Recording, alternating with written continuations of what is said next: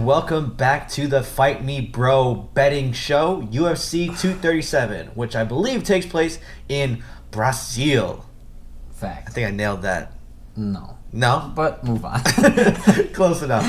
Where is it in Brazil? It's Rio, dude. Oh, Rio. Okay. I was like, are they bringing it back to Bellum? The people are asking for it. We got a pretty stacked card, and by stacked I mean obviously it is, I feel like, padded toward the top, but there's still some interesting matchups, I think, throughout. There's some dips, but overall, I think it's going to be a pretty interesting card. I think it's on at a nice time, too. I think Brazil cards always end up being early. Oh, really? I guess I didn't put that into perspective. It'll still probably only do like 125K pay-per-views. Dude, if Poirier and Holloway did less than 100K, there's no shot in fuck that this gets over 100. 42K. That's my official. Ambitious. So I don't know any of Nick's bets, but he's informed me he is going. This is the biggest big card dog. I have ever had. Period on this show. I am drowning. I again did not do the math for last week. I've got to be down somewhere around 1,500 this quarter, hypothetically. Well, you were speaking. down 1,300 before last week, so. And I got more wrong. Except I still don't think I've hit a lock of the week, and so we are going yard. I'm going to either make it all back in one fell swoop, and I'm right back in it, or I'm going to be in the sunken place. Or you're going to dig your way to China, and then you're back on top. So that doesn't happen until the end of June. Yes. Hypothetically speaking, July 1 would be when I'm breathing on the other side when this quarter comes to a close. So I think how we're going to do this, I'll rattle off a couple, swing it over to you, okay, and we'll just trade off because I have a shitload of bets. I probably have some in the fight scene that you bet pretty much every single fight. Yeah. So I actually have to pull out my list this week because I have guys, also, I know I was wacky on the meaning of why I was betting, the justification, if you will. And I had a pattern where I was like, oh, I normally do this, now I do this. The pattern that I have the Jackson Pollock pattern of betting. There are some things where I'm like, I faded myself. There are other ones where I just stayed the course. There are some, I'm all over the board with the justification of the bets. So, starting off, number one, Priscilla Cachoeira at plus 155. I have ridden on Priscilla Cachoeira for being not a great fighter in the past. However, I watched a little bit of highlight film on the chick that she's fighting, this Luana whatever.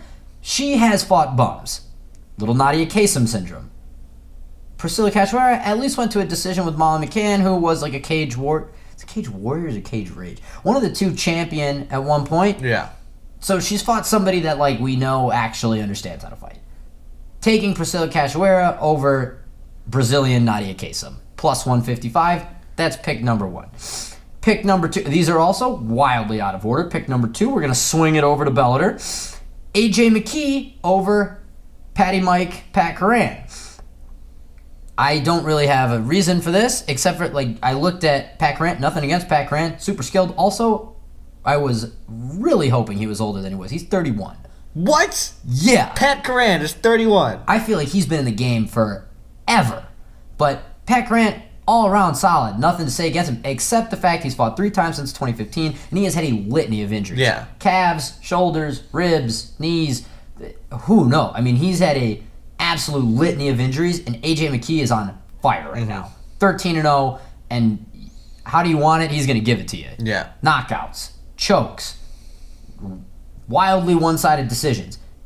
AJ McKee, he's got it all, man. So I'm taking AJ. He's a minus 310 favorite. I made the pick before. That's another thing I did. I looked at the slate without the odds first, and just kind of made my picks, and then I kind of dropped in the odds, and I feel like I'm just going to stick. Again, some of them are my gut. The other ones are not. I'll let you know when I do a flip-flop for you. But AJ McKee.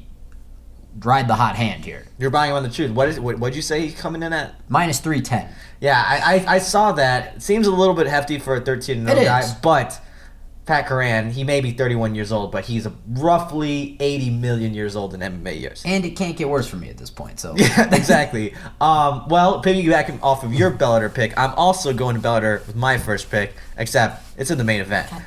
You got to pick Michael Chandler here, if solely for the fact that he is going against, what is this, Patricio Pitbull? I mean, I'll just drop in. Actually, that coincidentally was next on my list. I also have Michael Chandler I have in my notes here as my reasoning, fuck Patricio Pitbull. Nobody wants to see you box Canelo. And also, like, Michael Chandler just owns the Pitbull brothers. Like, he just owns real estate the same way as living rent free. Bob Kraft owns real estate in Roger Goodell's head.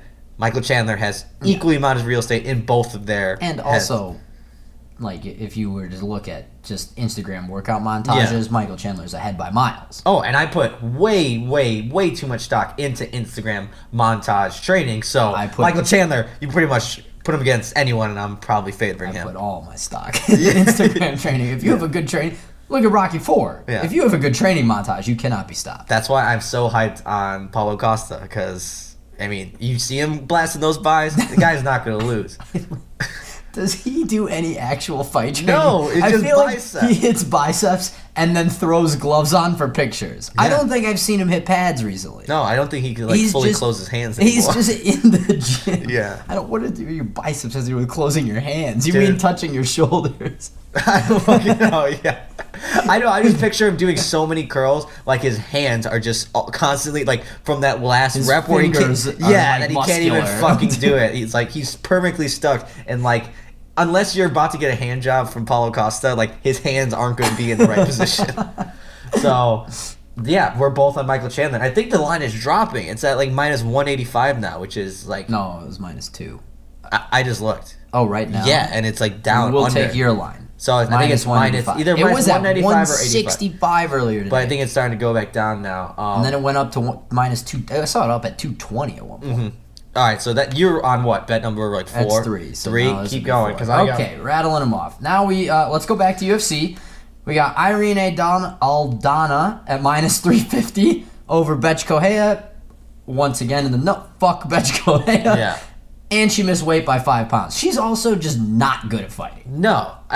Bad. Do you have Aldana on your card too? I was about to, once I got the news that she, Betch missed weight by 6 pounds. That's never a great look, especially when you're making a comeback. I mean, you blew the 1 pound allowance by 5. And then the fact that she says she's only coming back because all of her fans. It's the fact that she's coming back because of her fans, and by fans she means absolutely nobody. The ghosts in her head. Yeah, and then she misses weight by 6 pounds, so she's obviously like, she's probably strapped for cash here, and she's like, I'm going to give it my best try. She's going to get washed. Minus 350 is a little too much, but I almost put it on my card. Worse for me. I had forgot about that until you had just brought it up. I was like, damn, I was going to add that last second. Yep. I also, as I'm scrolling through this, I noticed a very shocking absence from my betting pick, but I'm going to leave it locked in because I already have way too much. That's good. Well, then equally, because that was my absence. All right, well, then I'm going to move on to next, and this is, I would say, the people's main event, Jose Aldo versus Alex Volkanovski. That's on the list. And so my heart was telling me Alex Volkanovski. I met the guy. I met him when we were in Thailand. Didn't even know it was him. I'm like, what's your name? He's like, Alex. I'm like, you seem like a nice dude.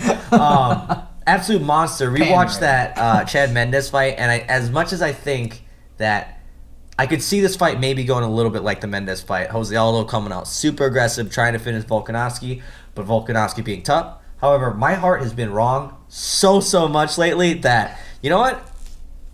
I'm going to take Jose Aldo in Brazil because I'm so backwards on my shit, and I'm feeling this feels exactly like all the losses I've had in the past few weeks. That like Jose Aldo, it's kind of like an emotional hedge because I just know it. The time I bet against Jose Aldo in Brazil, he's gonna pull off some awesome knockout and just laugh directly right in my face. I'm basically just avoiding that. That's not the emotional hedge for me because it's like.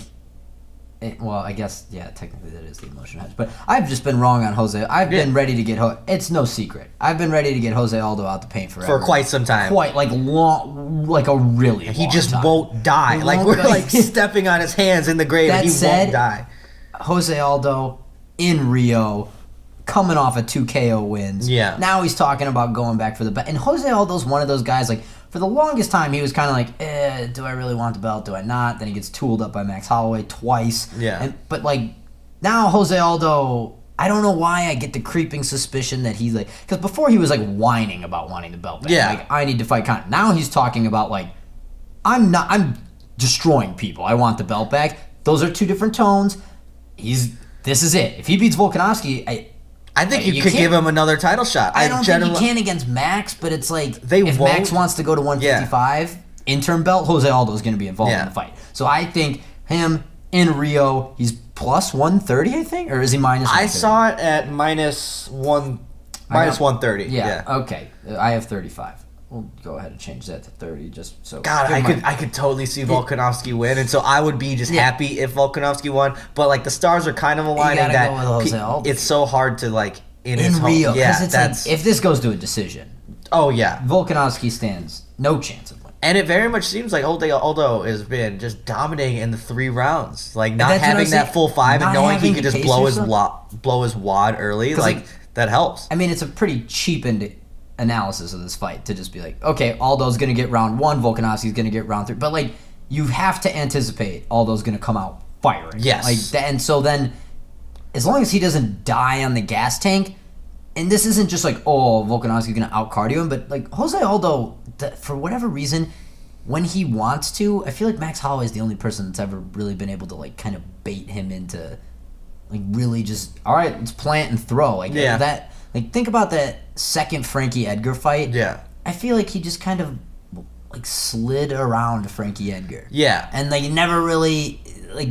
I mean, yeah, he hit him with the right hand, but all in all, that fight was, I don't know, I remember it being quite boring. I'd probably catch some flack for that, but it's just... I feel like he finds a way to, like, make it more his fight than just succumbing to his pace, than succumbing to the other person's, like, oh, we're just going to sit in the pocket and just kind of exchange. Right. When he's setting the pressure, setting the tone, it usually goes his way. So I imagine he's going to make it a point in Rio. So I convinced myself into liking it, which I did not think I was going to be taking Jose Aldo ever again. And now here's where the madness starts. This is when daily the train doubles goes off the track. No, actually, my card is absent of daily doubles. There's plenty of other stupid shit coming. Never hit one of those. Yeah, but there's plenty of other stupid shit coming on. Per this, I'm going with Anderson Silva plus 125. I am too. And the Anderson Silva by decision plus 210. Damn, I didn't see that. Chalking up, taking both. I think that Silva he's kind of past the point of like pushing that ferocious finisher pace. And also, hats off to Jared Cannonier looks like a durable dude. Yeah. He looks like he could take, like, especially at 185. Yeah. It is crazy, by the way, to see his transformation. Like, when you're watching the Countdown show, they're showing highlights of him when he was fighting in Alaska and how fat he was. And now he's like Tyron Woodley, but just bigger. It is wild. But Anderson Silva, for as much as I've written him off, for as much as everybody's, I will say, like, even in the Israel Adesanya fight, I never really felt like Adesanya was going to get completely washed. Yeah. But Silva showed those flags, like, he still has that, like, spazzy. Yeah. He still's got that, and then he throws something, like, lethal. And I think that plus he's just better on the feet than Jared Cannonier. And he kind of has this aura about him where, like, everyone has to show him a little bit respect. Like, even when he's not doing too much, just like his feints at like, oh, he might just fucking hit this. I feel like it causes people to be more, I guess, cautious, because no one wants to be Forrest Griffin again. Like, no one wants to be a highlight reel from Anderson Silva. Especially from 44-year-olds. Exactly. So he's always got that threat, so I don't think it's going to be a fight where it's going to be like Cannonier makes it ugly, and I can see him staying at range and then eventually just going like he figures out Jared Cannonier, and by round 3, like, Cannonier can't really strike, and I could see, like, a pretty easy decision. If you would, like, I was telling you earlier, like, months ago when I, like, started to hear some of these people on the card, if you would have told me I was betting on Jose Aldo and Anderson Silva on the same fucking card as favorites, I would have called you a fucking idiot. But here I am. And here I am betting on Rose Namajunas, also in the main event, taking that one. Never would have thought I would have bet on her, but we're going double lock, not lock, but a double down on Rose at plus 115, and then also on the backside, sliding in that Jessica Andrade by TKO line at plus 350. So kind of a daily double. No, because the daily doubles are the same person. Oh, those are always, that would be like Andrade by decision, and then Andrade by TKO. True. And then also Andrade to just win. So the daily double is like the person and then basically whatever they're shitty at. Mm-hmm. So if you don't think it's going to be a... You have to bet on the same person like 3 times. That's a daily double. Then they win, and then you either hit one of the other two. However, the I've been off Rose this entire fight. Yeah. Didn't give her a chance, like, not a snowball's chance in hell that she's making it out of this. Somewhere along the way, I don't know what it was, but I just kind of... She's long and lanky and pretty fast, and then I just sort of looked at Andrade's game, and she is like far worse technique John Lineker. Yeah. Which is like, that works, and everything that I've said about her in every podcast episode and in everything still holds true. Like, I don't think anybody's going to be able to like break her at 115. Like, no one's ever going to hit her and she's going to reconsider just mindlessly walking forward. But if Rose is smart, which I think she is, there's going to be a lot of just double jab, back out, 1-2. Kind of piecing her up a little bit. It's going to look very reminiscent of the Joanna Jessica Andrade fight. Yeah. That is the thing. I was considering taking the Rose plus 350 submission because I also could kind of see a weird script. As much as Andrade is a tank, I feel like a lot of her grappling is predicated on the fact that she is a tank. Yeah. So, thought about that, didn't go with that, but then you got to have that Andrade at TKO. Like, if you're just looking for like one random prop to play, this is that prop. Like, I know that Rose hasn't been knocked out, but if you don't think that Jessica Andrade is capable of knocking Rose out, you're a fucking fool. There's a very good chance that Rose has never faced anyone nearly as powerful as Andrade. And also coming off of her entire psychological mess episode. True. See, I took this bet for many of the same reasons as I took the Alex Volkanovski bet, where everything for me has been kind of like, if I'm going on heart and feel here, I feel like, man, like Andrade, like she just could be able to be more physical and overpower and do what she wants. But my fucking gut has been so wrong, and I was so sure that you were going to take Andrade that as your lock. Like, I was gonna debate putting this as my lock. I got a more sure lock than that. And so I was like, you know what? Since you're gonna go Andrade for your lock, I'm picking against your lock because, let's be honest, you haven't had the best record with it. I've gotten 0 correct. But yeah, if that streak continues this week, I might kill myself. Yeah, and then we got a bet on our hands. And also, I thought back about how good Joanna really was, and that it was impressive what Doug Rose was able to do with her. So it's like, you know, let's give her the benefit of the doubt. Maybe she could go and put a masterful performance against Andrade too. So I like this bet. What is she at? Plus 110? Plus, so she's the dog. Yeah. I like her there. Not my lock. Are you at your lock yet or no? Well, it's funny you ask. No, I'm not. We said we had money to make up, so this isn't really a new bet. I hit one last quarter. Back to the Parlito wagon. Oh. We're taking Anderson Silva, Rose Namajunas, Michael Chandler to the bank for plus 625. Damn, that'll put you right back in the game. Yup. Fuck, I don't hate it. And you have all those as your picks too, so you'd be the entirety of this, my betting card, is meant to make up significant ground quickly. The only thing that I could have put in here that might have been a little more ridiculous is like a Jessica Andrade by submission pick. And then I have now I'm on my lock. Okay, well, I'll shoot my lock first because I don't want you to steal mine. If for some reason you have it. I'd be appalled if you have mine. And like I just said, like if you would have told me so long ago if I would have been on Aldo, would have been on Silva, I would have called you fucking crazy. Yeah. Now, if you would have told me I'm putting my lock of the week, Thiago Alves. This is why I went first, because I was like, holy shit. No, is that's he not really mine. Oh, I thought you were going to put your lock. No. I'm putting my lock Mine on would be way more Thiago trendy. Alves because, yes, he's old as fuck, but I looked at this guy, like this Laureano, I don't know his last name. The guy's a fucking scrub. He's like 8-1.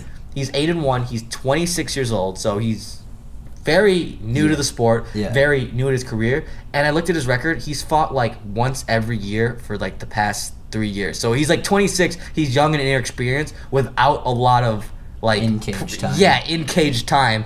And it's in Brazil. I think this is like they're trying to send him off with like a nice little hat tip. Like, okay, you put in your work. You've gotten your ass kicked by the best of them. We're going to give you this fucking... But isn't Thiago Alves on like a win streak? What if he wins? He won his last one too. Oh. But like... If he wins, I could see him being like, I'm better than ever. True. But I think in Brazil, they're giving him pretty much a meatball. Yeah. They're saying like, this is you're probably not going to be coming back here too many times because let's be honest, dead. Yeah, you're on the verge of death's door. So I like that for a double down. minus 110 too. The dude's a fuck. Like, if this 26-year-old that has like barely any experience beats Thiago Alves, then he needs to fucking hang it up.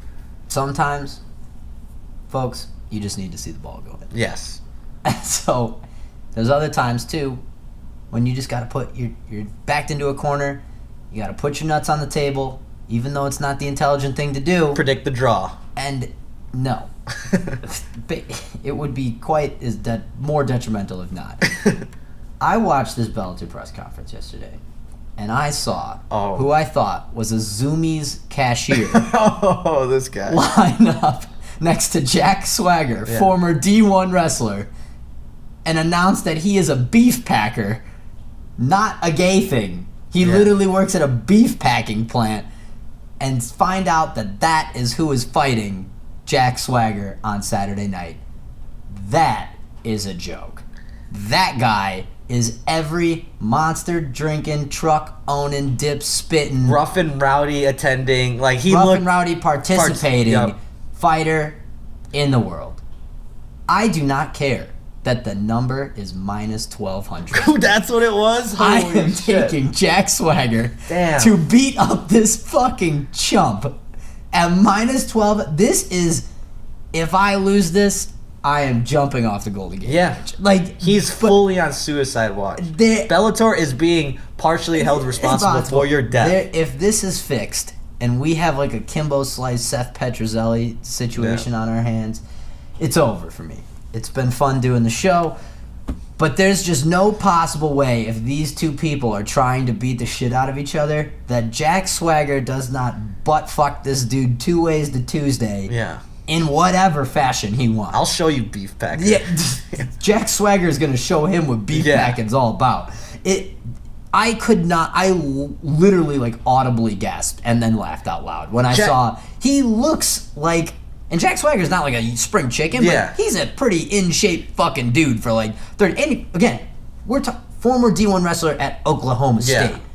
The only thing that this guy's come close to being D1 at is like owning Element t-shirts. The guy's D1 at spitting his dip into Mountain Dew bottles while working at a gas station.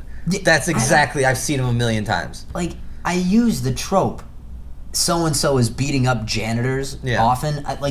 This is that instance. This is why that trope exists, because there actually are instances where an MMA... I don't even know how this got... How do we sign off on this, Scott Coker? When you just looked at the two, with one Jack Swagger being like a full 6 inches taller than this guy and has probably 30 pounds on him, he looks significantly bigger. The other guy weighs 20 pounds more than Swagger. He's just fat as fuck. Wow. I guess Swagger's just way more dense, and just wearing the nice suit versus like the cheap flannel. You couldn't. PacSun. If you just brought two aliens in and you were and you were just like, which one of these two things would win in a battle? In a physical challenge. They'd be like, 1,200 is a steal. Yeah. No, what I said, I even wrote, in the blog I posted, I was like, whatever the line is, I'm taking it. Double down. I was like, it is not nearly favored enough. You're going to be so down if he fucking loses. That's minus 2,400. Yes. All right. Yeah. So I'm hoping to pick up a quick 200 there. Like I said, sometimes you gotta see the ball go in. Yeah. I think I have... My card is all over the place. I have like 6 underdog bets and 5 chalk bets that are like on the north side of minus 200. Yeah. I also will say I'm very surprised neither of us had BJ Penn versus Clay Guida in any capacity. Clay Guida it's just been skyrocketing. I think earlier in the week I saw it minus 600. Today I looked in minus 750. It's going to be minus 1,200 by the weekend. Anyone that's seen these two line up, it's not looking good for our boy BJ. But also, like, BJ Penn, we have already established this, but like, how bad is the coke problem that he's trying to rev up? Like, look, we all know BJ Penn is a coke problem. This is fact. How bad is it if he's trying to get the mill churning on, like, getting the people excited about another BJ Penn title run? Yeah, he's not back. Saying this isn't like, guys, I just want to win and go out on a win. This is like, strap in. We got 4 more fights of BJ. Yeah, no, he's fully in Anderson Silva mode, saying like, I talked with Dana, I'm getting a title shot if I win. But here's the thing: there are people like, if you took Anderson Silva, like Anderson Silva KOs Elias Theodoro today. Yeah, like that's a thing. BJ Penn lost to Dennis Seaver. Oh. Who is BJ Penn beating at 145 or 155 right now? 155, you have to go to like the top 25 to find a name that BJ Penn might be able to take a round off of. It's crazy because like Clay Guida, it's been some time since Clay Guida's been Clay Guida where it's like, oh, this guy's just like... Clay Guida is now fun to watch fight because I just get excited. I don't even get to see this part, but I just get excited. If Clay Guida wins, like one, I just like Clay Guida, but two, if Clay Guida wins, I know he's partying hard. Yes. And that makes me happy. And it's got a little bit of that old school MMA where he's just going to outwork you and make it ugly. So I kind of like to see him bring that to the new school. But when Clay Guida, like past his prime, is a minus 750 favorite against you. You think he's going to get the finish? That's like what I thought about taking. I don't know. I can see him just beating him up. Clay Guida inside the distance was like, I think +4 or somewhere in that vicinity. Because it's like, is BJ Penn so old and frail that by the second round, Clay Guida's just throwing the crazy fists at him? It's so crazy to think that, like, not that long ago, when Frankie This fight Edgar would've finished BJ, was like, oh my God, someone finished BJ Penn, and now it's like, okay, Who hasn't finished Yeah. BJ Penn, other than his wife who hates him? yeah, exactly. Yeah, so those are our bets. Tune in to see if Nick statistically proves that there is a God and that God hates him if he misses every single bet. You can't. God is real if you miss every single bet. I would be shocked and appalled if I went 0 for 12. Yeah, no, like I'm saying, you've been smited, and you need I'm to go gonna repent. I think I might. Please. What, a church? Okay. Yeah, okay, good one. Now you made me lose my train of thought. Oh, no. In my mind, I'm gonna hit all these except here's the one bet I'm gonna miss this week. Whatever way doesn't hit on the Rose Andrade. Covered my bases on both sides of those. One of them has to lose. Otherwise, I'm going to hit the clean sweep. And then I should be right back to around like minus $50 or something. Yeah, right back in the mix. Right back Yeah, I'm definitely not doing great, but I'm still right and fine. You are in the perfect zone right now, though, because really, until this turns around, like until I have like a plus 600 or 700 week, I could keep losing. And nobody's going to notice. Oh, yeah. Because the story here, like, nobody cares that Microsoft's down 50 points when Enron is down 700. Exactly. You're giving me a huge if pass by right the now. day, it's like, oh man, Microsoft went down another fucking 15 today. And it's like, yeah, well, Enron's another 100. And it just... Oh, well, that's got our attention. That's shitty, so... Yeah, tune in next week. I'm not sure if we have off every single weekend I ask this, but there always seems to be more events. Follow us along at Below the Belt MMA. Follow us along at that as well on Facebook and Below the Belt _MMA on Instagram.